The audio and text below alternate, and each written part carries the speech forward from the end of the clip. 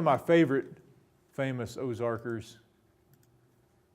We'll do another famous Ozark in honor of it. Well, baseball season has been started now for the better part of a month, but we'll do a baseball special. We had our March Madness special, and this is our baseball special. Today's famous Ozarker. Yeah, there have been dozens of Ozarkers who've played Major League Baseball, but this is probably not the best one, but he was a good player and one of the most memorable. Not Dizzy Dean. That's he is a pitcher. You got that part right. Dizzy was a pitcher, and this guy was a pitcher. Looks like he's reading an NFL magazine or something like that. All right, nobody knows who this is? All right, you probably heard the name. Anybody ever heard of Preacher Roe? Preacher Roe. And if you've been to West Plains, you've been on Preacher Roe Boulevard. He was born in Ash Flat. Remember the other famous Ozarker we had who was from Ash Flat? Was it Bob Harper? No. No? It was another one of the athletes. It was the basketball guy, Gordon Carpenter. Remember the Olympic basketball player? He was from Ash Flat. Preacher Roe was born in Ash Flat. He actually grew up in another little town called Viola, Arkansas, and was signed by the St. Louis Cardinals out of college. He was a college baseball and basketball player and signed as a pitcher with the Cardinals. Played with them briefly, then kind of disappeared from the major leagues for several years and then resurfaced and ended up having his greatest seasons with the Brooklyn Dodgers. He was a teammate of Jackie Robinson in Brooklyn and was, as you can see there, he was the 1951 National League Pitcher of the Year. He was a very good pitcher, a left-hander, soft tosser, wily left-hander. I don't mean to interrupt, but I was just going to ask, do you know what his thoughts were on playing with Jackie Robinson? I don't really know. Preacher Roe, I talked to him once, and this was probably 20 years ago, and I called him and I wanted to do an interview with him, like an oral history interview. And at that time, as far as I know, he didn't do interviews. I know that he told me that he didn't do interviews, and I never saw any interviews with him, in the last, 40 or 50 years of his life. And I don't know if it was because he didn't want to talk about Jackie Robinson or it was just because he was a private guy and didn't want people bothering him. Being a former Brooklyn Dodger, I'm sure that there were probably lots of people, lots of New Yorkers who wanted to talk to him and were always wanting to interview him for this or that. But I really don't know, where he stood with that. Yeah. But he was this is back in the days when baseball players didn't make enough in 1 year to buy, a desert island somewhere and retire and never work again. And he actually, in the off season, he would come back to Arkansas, and he had a job as a high school basketball coach. And so when he wasn't playing baseball in the summer, he was a basketball coach in high school, and he actually injured himself in a basketball game. He got punched in the face by a referee. He got in an argument with a referee and got punched in the face. And actually, I think it knocked him down, and he somehow injured himself in this high school basketball game. And one of the in this little high school, he was the high school coach at Hardy. I pointed out Hardy, Arkansas, earlier on the railroad there.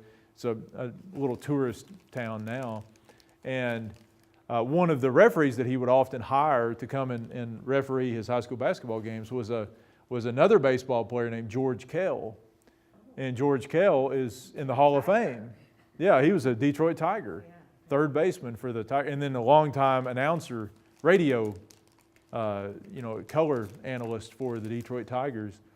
And but Kell, can you imagine that? This is what a different age it was. You had a major league pitcher and a major league third baseman, in this little high school gym in this little town in Arkansas, actually working in the off season because they had to make ends meet.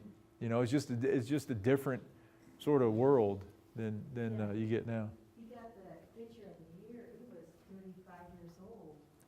Yeah, he was. They're all worked out by the time they're 30. Right, he was a late bloomer. He really, most of his success he had relatively late in his career, in his mid-30s when he was his best. But after he retired, he lived in West Plains for pretty much the rest of his life and managed a grocery store. I think he owned a grocery store in West Plains and ran the store for years and years. And that's why they've got Preacher Roe Boulevard in West Plains. He ended up living most of his life there in West Plains. Yeah.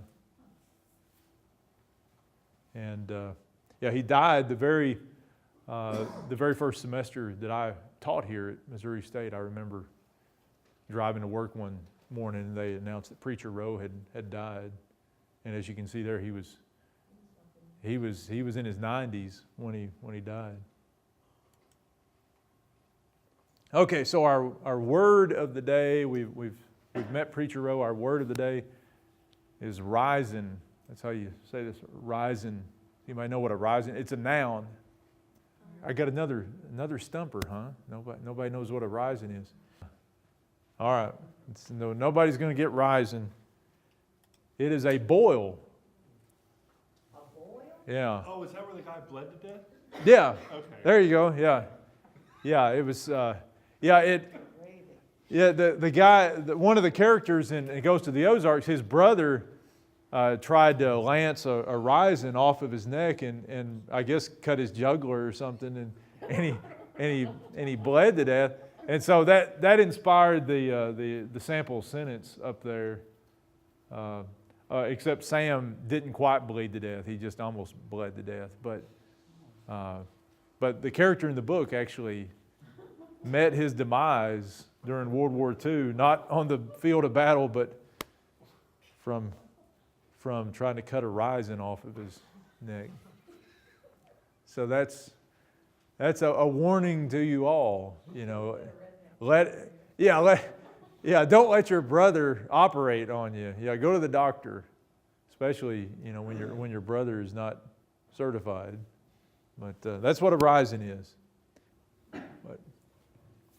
All right, we'll finish our discussion of mining and this one element of modernization. We'll get into some 20th century modernization just a little bit before we get to Ghost of the Ozarks.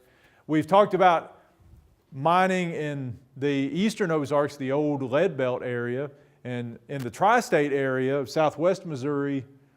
The first mining boomtown was not Joplin, it was actually Granby. And Granby's still there. It's a little bitty town down in southwest Missouri, just probably fewer than 1,000 people today.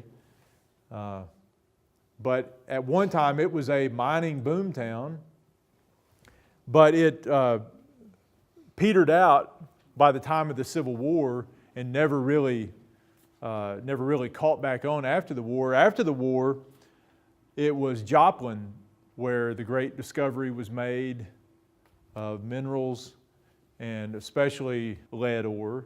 And it quickly became a boom town in the early 1870s. And it wasn't lead ore as much as zinc that became the great mineral product of the tri-state district of the Joplin area. Zinc is something that's usually mined and produced in association with lead ore. And so that became very important for southwest Missouri and southeastern Kansas and northeastern Oklahoma. Joplin, of course, attracted railroad service, as we mentioned. And you can see, you want to talk about a boom town.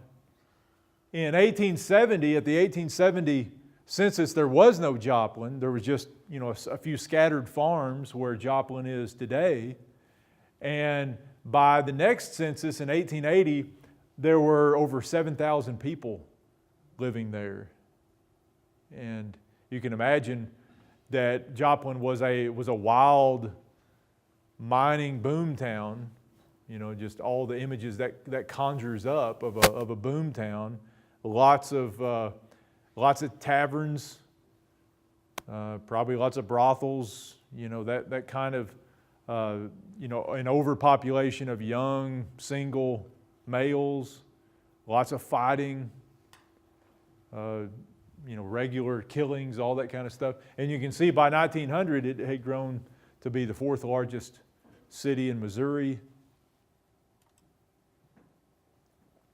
And by the end of the century, by the end of the 1800s, Southwest Missouri was already leading the world in zinc production and would continue to do so for several years into the 20th century. And there's a postcard of a mining operation in Joplin. Here's another picture of the mining industry at Joplin, and again, one of our maps. This is a little more of a concentrated map. Again, it's showing this district up here, and there was some mining that went on up there, but again, we're talking about our three main districts, three main mining districts. And we're not going to talk specifically about the North Arkansas district. We will talk a little bit about the timber industry. And we know that played a role in bringing the railroad to the region. And a lot of the branch lines in different places were motivated by large stands of virgin timber.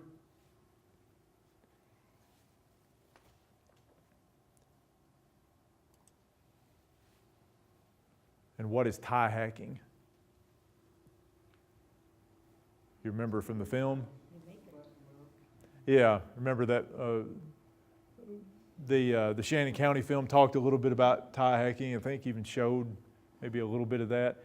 And that's the process of making railroad ties, which up until well into the 20th century, they were made by hand. Yeah, with a broad axe. So these were very common activities. You can see that the railroads themselves consumed lots and lots of wood.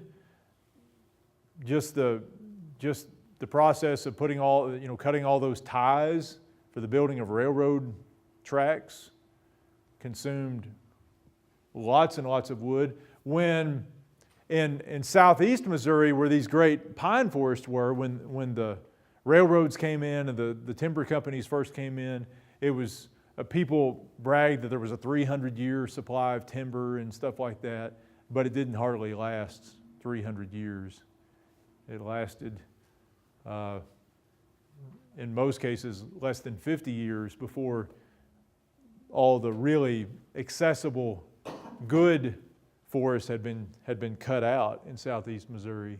The way this developed was southeast Missouri and the pine forests, the hardwood forest of parts of Missouri, northwest Arkansas, they were just the latest in a line of forests that these companies had traveled. Sometimes some of these companies trace their roots all the way back to New England, having gone from New England to like upstate New York, to the Great Lakes, Michigan, Wisconsin, cutting the forests up there, and then coming down the Mississippi River to Missouri, on down to Louisiana, to the deep south pine forest after that.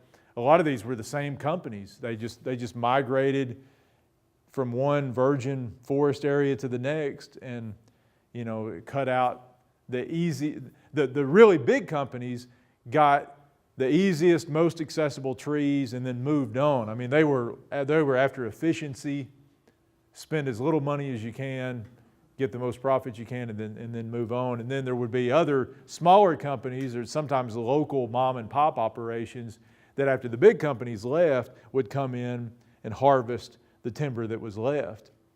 And that's what you've still got, for the most part today in the Ozarks, that's what you've still got are these smaller timber companies. You got some big timber companies operating the Ozarks, but in most places it's the smaller mills that are just kind of poking around because, the virgin forests are gone.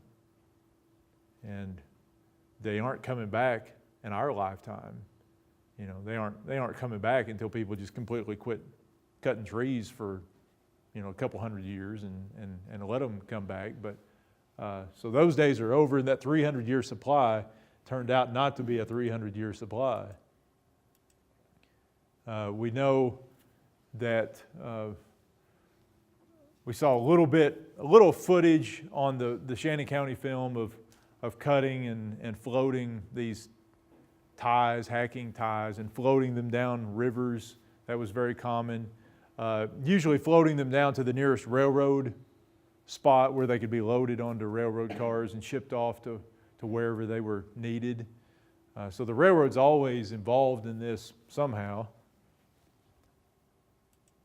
And then speaking of that pine timber industry in southeast Missouri, Grandin is the best example of a timber boom town over in southeast Missouri.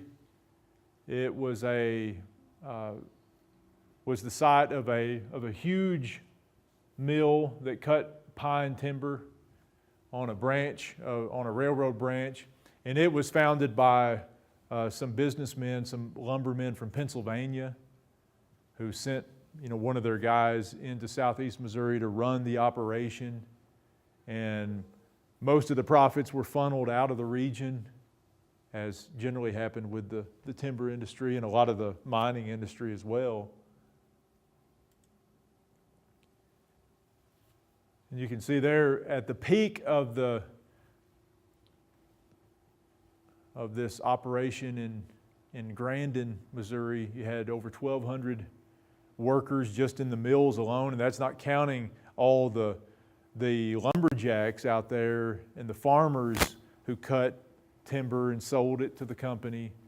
So you had a massive operation, a massive mill that closed down in the early 1900s in Grandin. And today, if you go to Grandin, there's just not much of anything. The last time I was in Grandin, there was a little store, like a bank branch, and that was about it in Grandin. But at one time, it was the largest town in that whole area.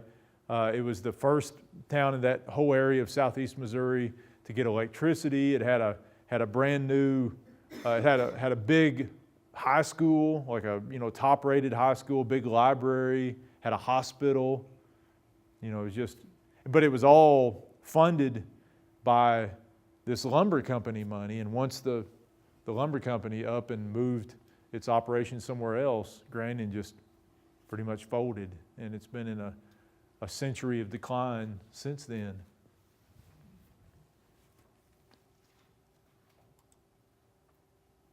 We'll talk just a little bit about the 20th century, and of course, in the 20th century, you get the replacement of the railroad by automobiles and highways. And as we've already seen when we looked at our railroad maps, in a lot of cases, the highways simply followed the railroads or built next to the railroads. That happened a lot. But Missouri established its first state highway department in 1921. Before this, all of the road building in Missouri, and most states for that matter, was done on a county-by-county basis, locally maintained roads.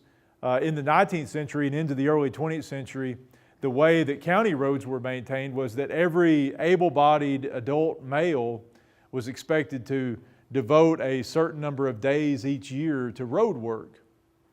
And each township or each road district would have a supervisor. It'd just be, some prominent person in the community. And it was that supervisor's responsibility to get the work, to send out these little notes to all the men saying, report here on such and such a date and bring a rake or shovel or something like that. And they would, literally people would just get together and work on the roads for like a week. Or you could, if you had money, you could basically pay your way out of it but that was very rare. In most places in the Ozarks, usually you were stuck with road duty for a while. But in the 1920s, you get the State Highway Department created. You get finally the first kind of statewide planning of the building of roads, thinking of building roads from one county to the next and having them all connect, and sort of thinking of it in terms of a statewide grid of highways. In 1926, the federal government first designates U.S. highways, and a lot of those in those days were routes or routes, however you pronounce that word. We'll stick with Route 66, which became the most famous probably of all of these U.S. highways founded in the 1920s. Route 66 was set up to stretch from Chicago to Los Angeles, and of course it came through the Ozarks, came down the spine of the Ozarks. And here's Chicago up here, and this particular bulletin or travel mat or whatever you call it ends in Springfield, but obviously the Route 66 goes on to the west coast, and but you can see that it's basically I-44 in the Ozarks is basically where I-44 is today, and it comes through Springfield and becomes a very, very important for commerce in the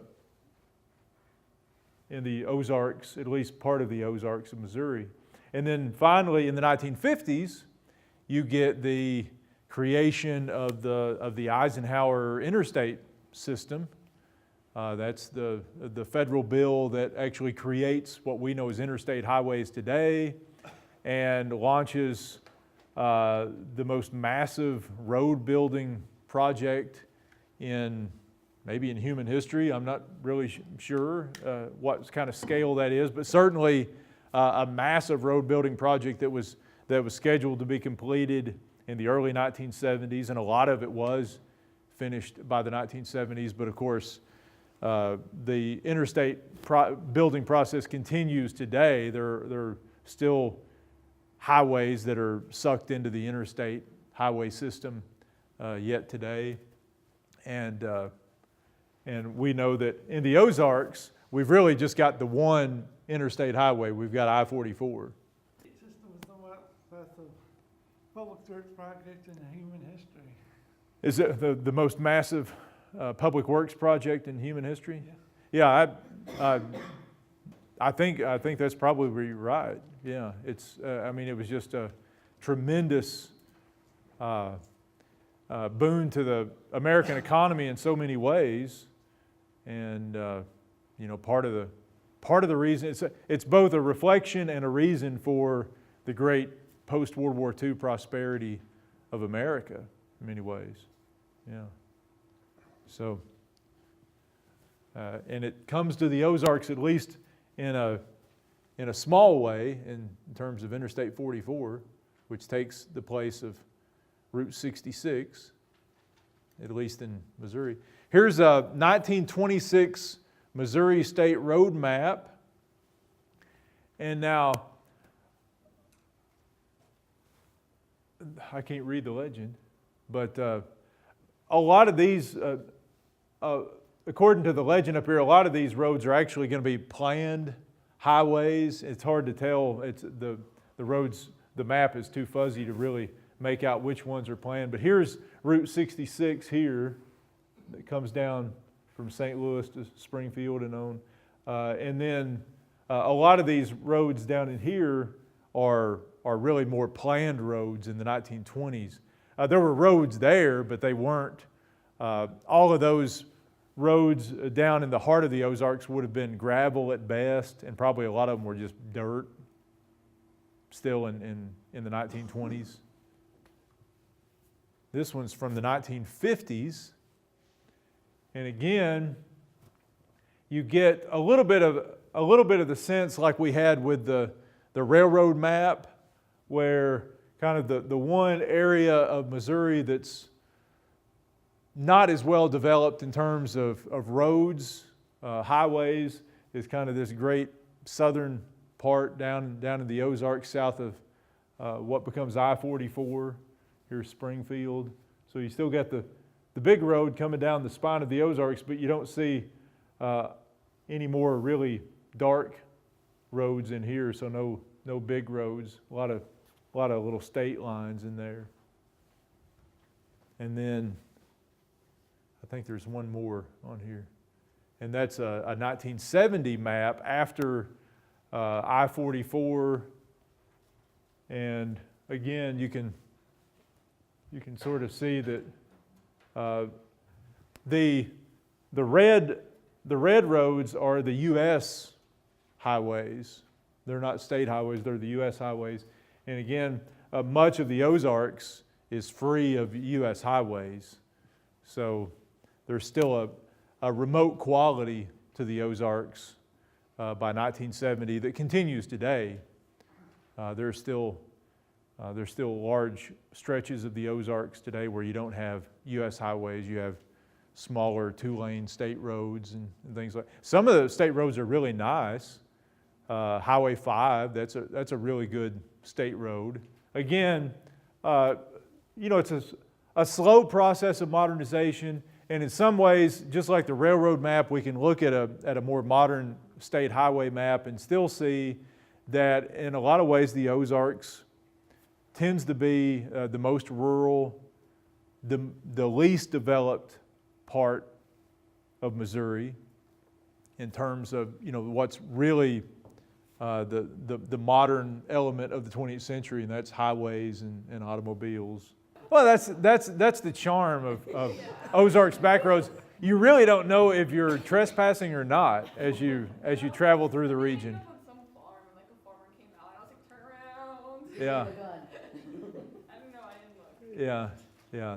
Well, the thing about it is, people who live in the rural Ozarks are used to that, used to people kind of stumbling onto their houses thinking they're on a county road. It turns out not to be. And I've seen, I can think of a road down in Arkansas that's a county road, but it's the weirdest thing. You go right by this, you go right through this person's farm and right by their house, and they've got a fence built on both sides right up to the road where it looks like you're going through a gate. They don't actually have a gate there, but they've got a cattle guard. And I don't know if you know what a cattle guard is. It's like a metal grate built into the road, and you drive across it. It's a county road. You drive across this cattle guard, and the first time I went through there, I was just out back roading, and I thought, I'm going into this guy's field. This is supposed. I had a map. I had a real detailed topo map with even the most remote county roads on it, and I thought, this cannot be right because it looks like I'm driving into his field across this cattle guard, but it was a county road. And, I kept driving and finally I came to another house, and it was just so sometimes you see these weird things. And if you use GPS maps, or you use some of these detailed DeLorme map books you get or something like that, you can end up on dead-end roads that look like they're supposed to go somewhere, and they don't go anywhere just because people have moved away and they've just shut a county road down. They'll just gate it off or something, and you'll end up at a dead end somewhere 5 miles back in the woods, even though the map shows that you can keep going and come out somewhere else. It's the map's out of date, and I've done that a lot. But I've done a lot of back road. And a few times I've been like Ashley and thought, this is probably not a great idea, but most of the time I'm just stupid enough to keep going.